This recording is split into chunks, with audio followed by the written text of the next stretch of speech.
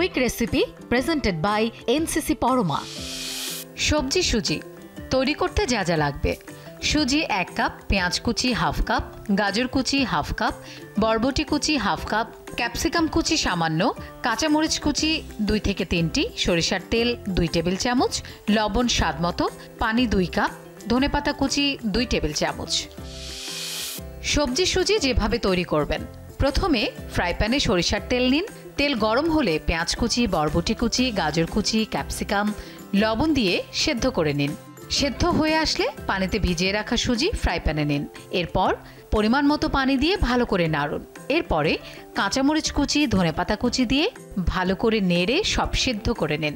তারপর সব উঠিয়ে পরিবেশন করুন স্বাস্থ্যকর ও মজাদার সবজি সুজি। Quick recipe presented by NCC Parama. উদ্যোক্তা নারীদের জন্য আকর্ষণীয় interest, multi currency debit card ও 0 ট্রানজ্যাকশন ফি নিয়ে এনসিসি পরমা উদ্যোক্তা অ্যাকাউন্ট।